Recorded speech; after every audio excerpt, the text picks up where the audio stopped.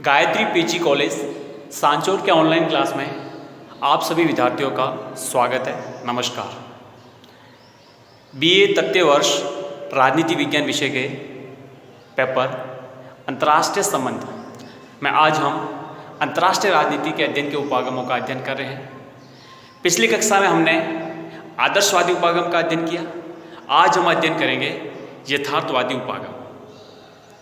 लेकिन सबसे पहले अगर आपने हमारे YouTube चैनल सब्सक्राइब नहीं किया है तो जल्दी से चैनल को सब्सक्राइब कीजिए और बेल आइकन के बटन को प्रेस कीजिए ताकि जो भी नई अपडेट होगी आपको उसका नोटिफिकेशन मिलता रहे। तो देखिए, आज हम शुरुआत करते हैं यथार्थवादी उपागम से।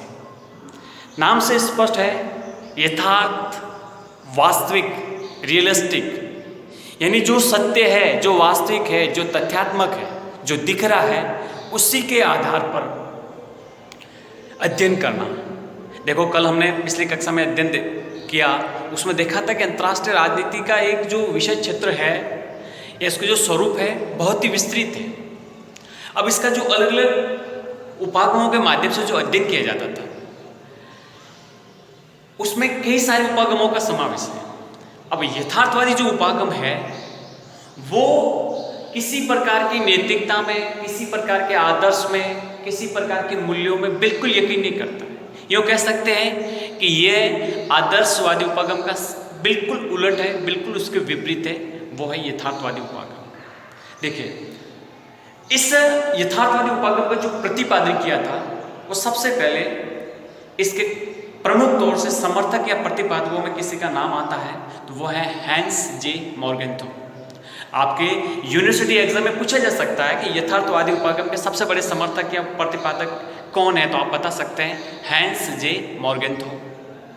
ठीक है, इन्होंने अपनी पुस्तक लिखी थी पॉलिटिक्स अमंग नेशन। बहुत ही विश्व प्रसिद्ध पुस्तक है पॉलिटिक्स अमंग नेशन। इसमें उन्होंने अपने यथार्थवादी उपागम का स्पष्ट उल्लेख किया है। अब ये जो सिद्धांत है वो राष्ट्रों के मध्य शक्ति के लिए संघर्ष के सभी पहलुओं का अध्ययन करता है। एक बार पुनः दोहराता हूं, समझिए कि ये जो सिद्धांत है यानी यथार्थवादी सिद्धांत है, ये क्या करता है कि विभिन्न राष्ट्रों के मध्य जो शक्ति के लिए संघर्ष है उसके सभी पहलुओं का पूरा अध्ययन करता है। ये कहते हैं कि हर राष्ट्र को अपनी शक्ति के लिए संघर्ष करना पड़ता है।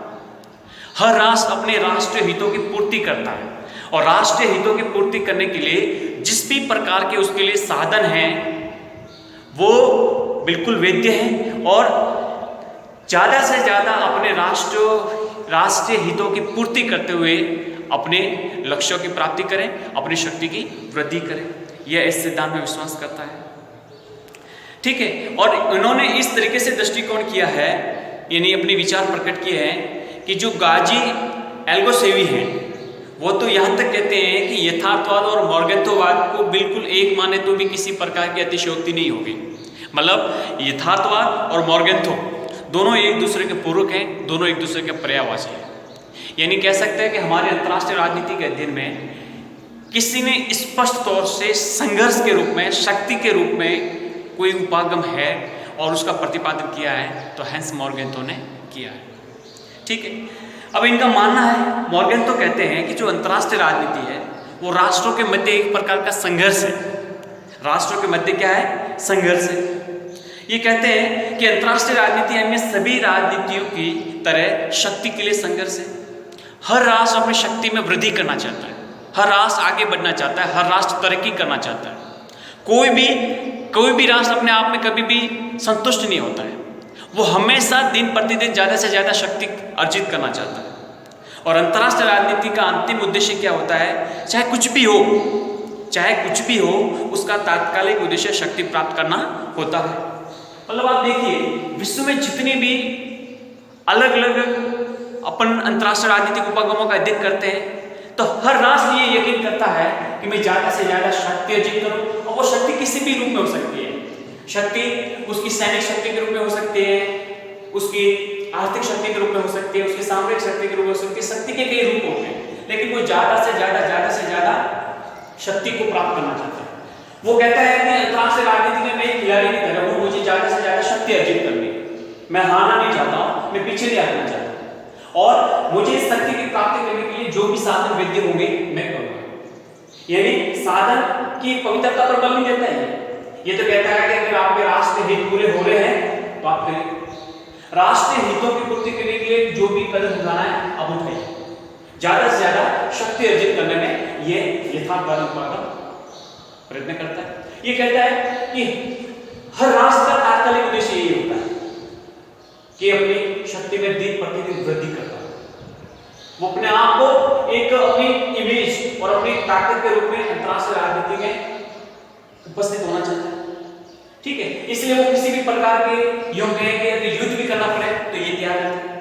वो किसी भी प्रकार से स्थिर संतुष्ट होना बिल्कुल स्वीकार या पसंद नहीं करता है। यथार्थवादी दिन प्रतिदिन शक्ति के लिए संघर्ष के रूप में अपने आप को एक एक्टर के रूप में उपस्थित करने का प्रयास करता है, जो हमारे लिए समझना जरूरी है। इसलिए आप समझिए कि ये जो यथार्थवादी उपागम है बिल्कुल इसके विपरीत है, किसकी आदर्शवाद के विपरीत है।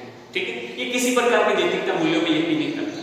वो कहता है कि मुझे मेरे राष्ट्र हितों की पूर्ति करने के लिए मैं किसी भी प्रकार के संघर्ष करने के लिए तैयार हूं, और मैं संघर्ष करता रहूंगा, अनवरत करता रहूंगा, क्योंकि मैं संतुष्ट नहीं हो सकता, मैं ज्यादा से ज्यादा शक्ति अर्जित करना चाहता हूं।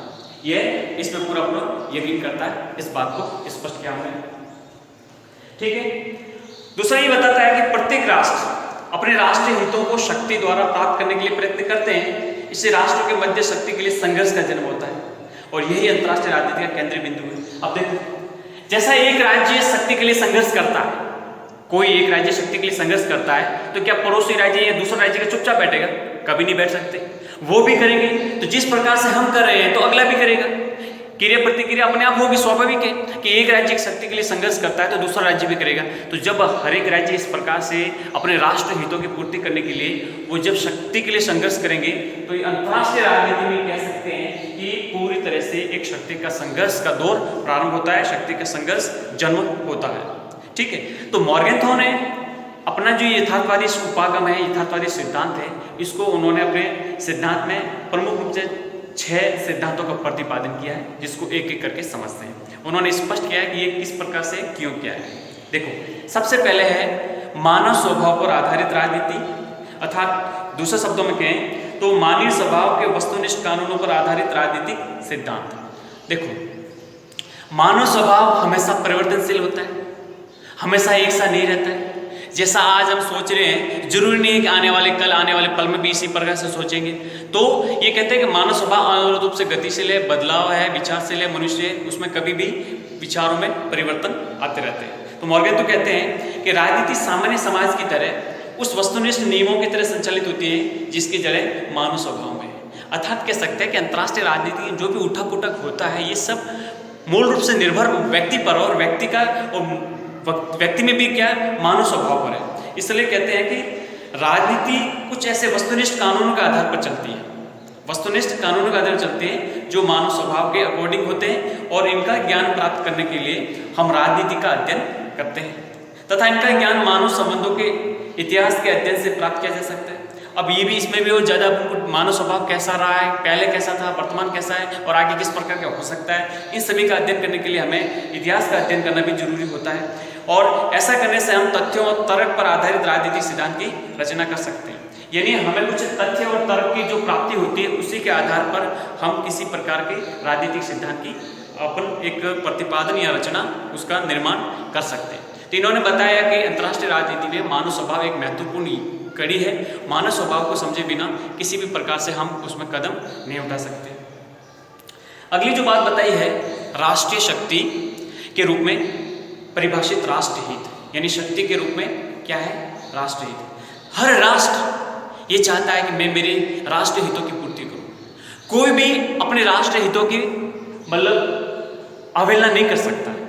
अब आप देखिए, तात्कालिक रूप से जिस प्रकार से वर्तमान अभी आज की जो घटनाक्रम है कि जिस प्रकार से चीन ने हमारी भारतीय सीमा में या गलवान घाटी में जिस प्रकार से अपना जो डेरा डाला है, वहाँ पे जो एक तनाव का जो एक उसने अपना केंद्र बनाया है, यहाँ पर हमारे आप नेपाल के भी देख सकते हैं कि नेपाल ने भी अपना जो नया नक्शा जारी किया है, तो उसमें जो हमारा लिम्पियोधरा है या फिर जो काला पानी क्षेत्र है वो अपने नक्शे में बताया। तो ये इस प्रकार से ये जो कर रहे हैं, तो क्या हम चुपचाप बैठेंगे क्या? या हमारा जो क्षेत्र है वो हमारा दुश्मन देश या विरोधी राष्ट्र है या दूसरा राष्ट्र है, वो इस प्रकार से कब्जा कर सकता है? नहीं कर सकता, क्योंकि ये हमारे राष्ट्र हितों के खिलाफ है। हम हमारे राष्ट्र सुरक्षा और हमारे हितों की पूर्ति के लिए कुछ भी कदम उठा सकते हैं, यहाँ तक की जरूरत पड़े तो युद्ध भी कर सकते हैं, क्योंकि ये हमारे राष्ट्र हितों के अनुकूल है। आई बात समझ में? तो कोई भी राष्ट्र कोई चीज़ गंवाना नहीं चाहता है, उसके अपने राष्ट्र हित होते हैं कि कोई भी राष्ट्र किसी दूसरे राष्ट्र पर अतिक्रमण करता है, विस्तार करता है, तो वो राज्य किसी भी रूप में किसी भी हद जाकर रक्षा करने का प्रयत्न करता है। तो उसी प्रकार से समझते हैं कि जो राष्ट्रीय शक्ति होती है, ये राष्ट्रीय शक्ति के रूप में जो किसी को समझ सकते हैं वो होते हैं उसके राष्ट्रीय हित। राष्ट्रीय हित सुरक्षित है तो स्वतः ही हमारी शक्ति में वृद्धि होगी, राष्ट्रीय हित सुरक्षित नहीं है तो फिर हम शक्ति प्राप्त नहीं कर सकते। इसलिए हर राष्ट्र का सर्वोच्च जो केंद्र बिंदु होता है वो अपने राष्ट्र हितों की पूर्ति करना होता है। ठीक है, तो राष्ट्रीय हित हमेशा राष्ट्रीय शक्ति द्वारा ही सुरक्षित किया जा सकता है, और राष्ट्रीय हित और राष्ट्रीय शक्ति विदेश नीति के निर्धारित तत्व होते हैं। राष्ट्रीय हित और राष्ट्रीय शक्ति यही हर देश की विदेश नीति के निर्धारक होते हैं, ऐसा मॉर्गेंथो मानते हैं, मॉर्गेंथो यकीन करते हैं। किसको? राष्ट्रीय हित और राष्ट्रीय शक्ति।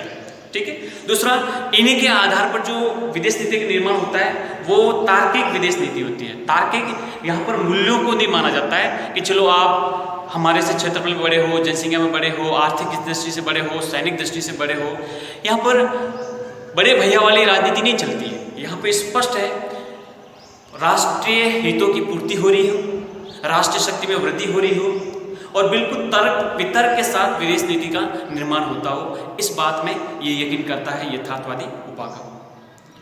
यह राजनीतिक यथार्थ का एक केंद्र बिंदु है।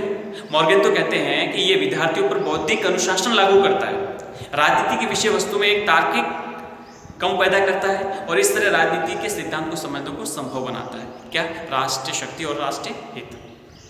ठीक है, तीसरी बात उन्होंने बताया कि राष्ट्रीय हित की गतिशीलता, यानी कह सकते हैं कि हित सदैव परिवर्तनीय होते हैं, हित हमेशा एक समान नहीं होते, एक जैसे नहीं होते। जो यथार्थवादी विदेश नीति का पालन करते हैं तो स्वाभाविक है कि उनके हित समय समय पर बदलते रहते हैं, हमेशा एक समान नहीं रहता। इसलिए कहते हैं कि अंतर्राष्ट्रीय राजनीति न तो कोई किसी का मित्र होता है, न किसी का कोई दुश्मन होता है।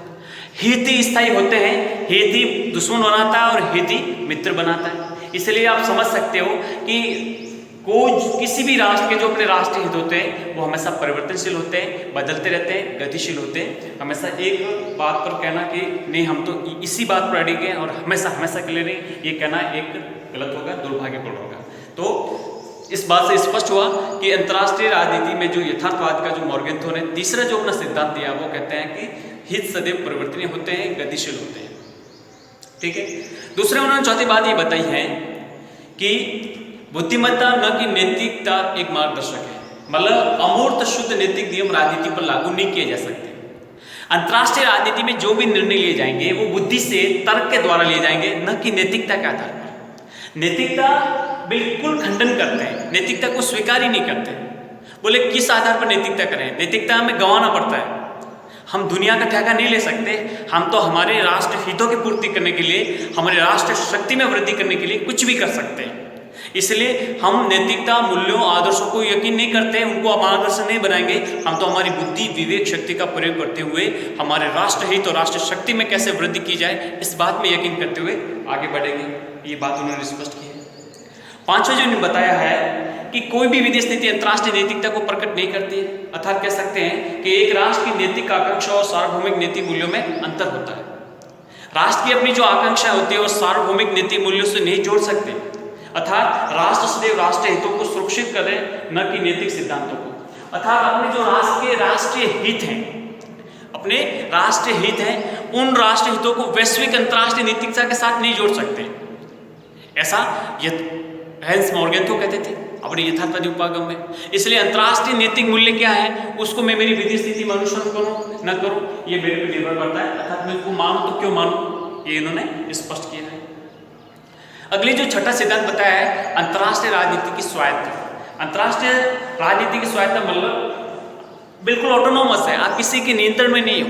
अंतर्राष्ट्रीय राजनीति में आपका क्या कदम उठाना या आपको किसी के दबाव में या किसी के आगे झुकने की आवश्यकता नहीं, आप अपने स्वतंत्र हैं। जिस किसी प्रकार से आप जो भी उपयुक्त लगे, आपके राष्ट्र हितों की पूर्ति हो रही हो, आपके राष्ट्र शक्ति में वृद्धि होती हो, ऐसा आपको अपने हितों की पूर्ति वाला कदम उठा सकते हो, आप बिल्कुल स्वायत्त हैं। तो ये अपने 6 सिद्धांतों के आधार पर यथार्थवादी उपागम का उन्होंने स्पष्ट वर्णन किया था। इसलिए एक प्रकार से सार रूप से कहें तो ये इनका जो मॉर्गेंथौ का जो मूल बात है वो ये है, ये कहते हैं कि इतिहास इस बात का साक्षी है कि मानव स्वभाव से जंगली और स्वार्थी है। मानव स्वभाव से जंगली और स्वार्थी है। तो जब इस प्रकार का है तो आप कैसे मान सकते हो कि उसके द्वारा अच्छा या नैतिक कदम ही उठाया जा सकेगा? ये कहना एक गलत होगा। शक्ति की लालसा मानव प्रकृति का सबसे महत्वपूर्ण तत्व है। अब ये देखिए, आप प्राग ऐतिहासिक काल से शुरुआत की है, इतिहास में आप भ्रमण करेंगे तो आपको पता चलेगा कि जितने भी युद्ध हुए, जितने भी संघर्ष हुए, जितना भी अपना विस्तार हुआ, जो भी हुआ, हर राष्ट्र, हर व्यक्ति ज़्यादा से ज़्यादा शक्ति प्राप्त करना चाहता है। ऐसा कोई व्यक्ति नहीं होगा जो शक्ति प्राप्त नहीं करना चाहता होगा। इसलिए मनुष्य स्वभाव की एक विशेषता है कि वो ज़्यादा से ज़्यादा शक्ति की लालसा करता रहता है, शक्ति प्राप्त करना चाहता है। शक्ति के लिए मानवीय लालसा समाप्त नहीं की जा सकती, ये भी स्पष्ट किया उन्होंने। तथा शक्ति के लिए संघर्ष अंतर्राष्ट्रीय राजनीति की अटल और अमर विशेषता है। यह हमेशा होता आया है। आज तक का इतिहास बताता है कि शक्ति के लिए संघर्ष होते आए हैं और होते रहेंगे, इसको कोई मिटा नहीं सकता। यह हमेशा अजर अमर की तरह हमेशा हमेशा रहने वाला है, हमेशा सार्वभौमिक तौर पर यह रहेगा। फिर उन्होंने और भी निष्कर्ष के तौर पर कह सकते हैं कि प्रत्येक राष्ट्र अपने राष्ट्र हितों के लक्ष्यों की प्राप्ति के लिए शक्ति का प्रयोग करता है। बिल्कुल करता है, हर कोई राष्ट्र करता है, तथा राष्ट्रीय हितों को सदैव शक्ति के रूप में परिभाषित करता है। बिल्कुल, ये उन्होंने स्पष्ट बात निचोड़ निकलता है। छठी बात बताइए, आत्म परिरक्षण वह नियम है जो सभी राज्यों के सभी कार्यों पर सदैव लागू होते हैं। आत्म परिरक्षण वह नियम है जो सभी राज्यों के सभी कार्यों पर लागू होते हैं। हर राष्ट्र यही करता है, हर राज्य ये कदम उठाता है। राष्ट्र सदैव शक्ति चाहते हैं, शक्ति का प्रदर्शन करते हैं तथा शक्ति का प्रयोग करते हैं। अगर ये नहीं करेंगे तो पता कैसे चलेगा हमारे पास क्या है? दिखाने के लिए अंतर्राष्ट्रीय राजनीति में ये सब करना पड़ता है, ताकि अपने दुश्मन देशों को, अपने प्रतिद्वंदी या प्रतिस्पर्धी जो भी राष्ट्र हैं, उनको बताया जा सके कि मेरी विश्व स्तर पर क्या शक्ति है, मेरा क्या ओहदा है। ये हमेशा होता रहा है। एक बात और भी उन्होंने स्पष्ट की है कि शांति की सुरक्षा केवल शक्ति प्रबंधन के साधनों, शांति की सुरक्षा केवल शक्ति प्रबंधन क्या शांति, यानी एक प्रकार से क्यों है कि शांति का भी अगर बात करें तो वो भी एक शक्ति संतुलन के तौर पर होती है। जैसे शक्ति संतुलन है, डिप्लोमेसी है, संधि है, समझौते हैं, कूटनीति, इन सभी में इस प्रकार से कर सकते हैं। एक शक्ति को बैलेंस बनाने के लिए ये किया जा सकता है। ठीक है, तो ये अरस्तु के द्वारा, माफ कीजिएगा, ये था अपने हैंस मॉर्गेंथौ के द्वारा प्रतिपादित यथार्थवादी उपागम में हमने ये समझने का स्पष्ट किया, डिस्कशन किया कि अंतर्राष्ट्रीय राजनीति के अध्ययन के उपागम में यथार्थवादी उपागम क्या क्या अपनी मूल बातों को स्पष्ट करता है। अब देखिए, अंतर्राष्ट्रीय राजनीति कई विद्वान हैं, कई आलोचक हैं, इस सिद्धांत की आलोचना भी करते हैं। क्या कहते हैं? एक है बेनो वॉशरमैन, रॉबर्ट टक्कर और स्टैनले हाफमैन। ये कहते हैं कि ये जो यथार्थवादी उपागम है, ये न तो पूरी तरह से अनुभव सिद्ध है और नहीं तर्क संगत है। कहने का तात्पर्य हैंस मॉर्गेंथौ ने प्रतिपादित तो कर दिया, लेकिन ये कोई जरूरी नहीं है कि हमेशा शक्ति के लिए संघर्ष, हर राज्य युद्ध में अनवरत या तनाव का माहौल बनाने में लगा रहे। ये कहना भी गलत है, ऐसा कदापि नहीं हो सकता। और मानव स्वभाव ऐसा आप मानो, ये भी सत्य नहीं हो सकता। ठीक है, इस मतलब कह सकते हैं कि इस दृष्टिकोण को पक्षपाती पूर्ण दृष्टिकोण के रूप में स्वीकार करते हैं। और दूसरा, आपने केवल शक्ति के अलावा, पावर के अलावा किसी और पक्ष को आपने उल्लेख ही नहीं किया है, तो कह सकते हैं कि एकलवादी दृष्टिकोण से समझाने का प्रयास किया। दूसरा, राष्ट्रीय शक्ति और राष्ट्रीय हित के मूल्यांकन में कठिनाई होती है। राष्ट्रीय शक्ति अलग तत्व है और राष्ट्रीय हित अलग तत्व है। ठीक है, तो दोनों में आप एक प्रकार से एक समान मूल्यांकन करना एक प्रकार से गलत है या कठिनाईपूर्ण कह सकते हैं। और युद्ध और विस्तारवाद का अब आप पूरा देखेंगे, अध्ययन करेंगे, तो आपको एक ही बात स्पष्ट होती है कि मॉर्गेंथौ के द्वारा प्रतिपादित यथार्थवादी उपागम है, उसमें एक ही चीज़ बाहर निकलती है, युद्ध और विस्तारवाद। ज़्यादा से ज़्यादा विस्तार करते जाओ, और अगर युद्ध में जहाँ जरूरत पड़े तो युद्ध करते रहो। तो एक प्रकार से आक्रामकता को और विस्तारवादी बातों को स्पष्ट करता है। और सबसे बड़ी बात तो ये है कि मॉर्गेंथ्रॉन ने अपने यथार्थवादी उपागम में बिल्कुल नैतिकता की उपेक्षा की है। अरे मनुष्य है, मनुष्य में अच्छे गुण होते हैं, परोपकार की भावना होती है, प्रेम, सहृदयता, सहिष्णुता, उसके अंदर ऐसे गुण होते हैं। हर चीज़ केवल संघर्ष पे नहीं चलती है, और अगर ऐसा संघर्ष पे चलती तो आज मानव जाति कभी की खत्म हो जाती। आज मानव इतना विकास नहीं कर पाता। अगर युद्ध की और संघर्ष की प्रवृत्ति पाई जाती तो कभी के मर के खत्म हो जाते। आज हम इतने आगे बढ़े तो इसमें हमारे नैतिक मूल्यों को भी बहुत बड़ा योगदान है। ये बात तो बिल्कुल स्पष्ट करते नहीं है मॉर्गेंथ्रॉन। तो कह सकते हैं कि यहाँ पर इन्होंने नैतिकता के महत्व की बहुत बड़ी उपेक्षा की है। दूसरा, राष्ट्र हित को नैतिकता से श्रेष्ठ बताना गलत है। अब उन्होंने राष्ट्र हित तो देखो कि हमेशा सही होगा ये भी नहीं माना जाता है, और राष्ट्र हित को नैतिकता से भी सर्वोच्च मान लेना ये बहुत गलत है, क्योंकि नैतिकता सार्वभौमिक होती है, विश्व कल्याण की बात करता है, विश्व विकास की बात करता है। तो ये आप कह देना कि नहीं मेरे राष्ट्र हित है वो नैतिकता से भी परे है, तो ये गलत होगा। ठीक है। और केवल बुद्धिमत्ता मार्गदर्शक नहीं हो सकती। आप हमेशा अपनी बुद्धि का प्रयोग करते हो। बुद्धि का प्रयोग अरे जरूरी होता है क्या? बुद्धि के द्वारा निर्णय लिया हुआ हर निर्णय सत्य होगा या सही होगा, ये कहना भी एक प्रकार से स्पष्ट नहीं कह सकते। ठीक है। और दूसरा, विश्व के प्रति जो आपने विचार दिया है ये भी एक प्रकार से अवास्तविक है। क्या आपको संघर्ष दिखता है? क्या आपको हमेशा युद्ध जैसे दिखता है? नहीं दिख सकता। इसलिए ये जो आपने विचार दिया है ये भी गलत है, ये नहीं मान सकते। और ये स्वायत्ता वाली बात, ये तो बिल्कुल और भी उग्रता लाने वाली बात है, तो ये भी अस्पष्ट है। तो इस प्रकार से कह सकते हैं कि ये जो विचार है बिल्कुल तौर से अस्पष्ट है, और हमारे जो अलग अलग राजनीतिक आलोचक हैं उन्होंने इसका एक प्रकार से आलोचना की है और कहा कि नहीं ये पूर्ण रूप से लागू भी नहीं किया जा सकता जैसा इन्होंने बताया है। अब देखिए, आप जब ये यथार्थवादी उपागम की आलोचना की गई, कुछ कमियां निकाली गई, तब हमारे राजनीति जो अंतर्राष्ट्रीय राजनीति के कुछ समर्थक है, विद्वान हैं, विचारक हैं, इन्होंने इसमें संशोधन किया और एक नया उपागम और प्रतिपादित किया जिसका नाम है नव यथार्थवादी उपागम। क्या नाम है? नव यथार्थवादी उपागम। यानी जो यथार्थवादी उपागम की जो कमियां थी उनको सुधारते हुए एक नवीनतम न्यू रियलिस्टिक एक जो उपागम दिया, न्यू रियलिज्म जो उपागम दिया, तो उसमें उन्होंने बताया कि क्या क्या चीज़ और इसमें साथ ऐड की जा सकती है या उसमें क्या क्या संशोधन की आवश्यकता है। तो देखिए, ये जो नव यथार्थवाद है इसका जो उद्भव है वो 1980 के दशक में हुआ। कब हुआ? 1980 के दशक में नव यथार्थवाद का उद्भव हुआ, और ये इस बात को स्वीकार करता है कि शक्ति का तत्व अंतर्राष्ट्रीय राजनीति का केंद्रीय बिंदु है। बिल्कुल फैक्ट मानता है। जिस प्रकार से यथार्थवादी मानता था कि शक्ति का जो तत्व है वो अंतर्राष्ट्रीय राजनीति का केंद्रीय बिंदु है, उसी प्रकार से ये भी मानता है। परंतु इसके साथ ही कुछ अन्य तत्व, विशेषकर अंतर्राष्ट्रीय व्यवस्था की संरचनाओं को महत्व देता है। केवल आप अंतर्राष्ट्रीय राजनीति में शक्ति को ही मानो, ये गलत होगा। इसके साथ साथ कुछ अन्य तत्व भी हैं जो अंतर्राष्ट्रीय व्यवस्था, इंटरनेशनल सिस्टम, मतलब पूरे सिस्टम में ऐसी कुछ संरचनाएं हैं उनको भी महत्व दिया जाना चाहिए। बात स्पष्ट हुई। यथार्थवादी उपागम किस पर बल देता था? केवल शक्ति पर। यह कहता है कि नहीं भाई, शक्ति तो मानते हैं कि हैं, लेकिन इस शक्ति के साथ साथ कुछ और भी ऐसी अंतर्राष्ट्रीय व्यवस्था में संरचना है, उनको भी हमें महत्व देना चाहिए।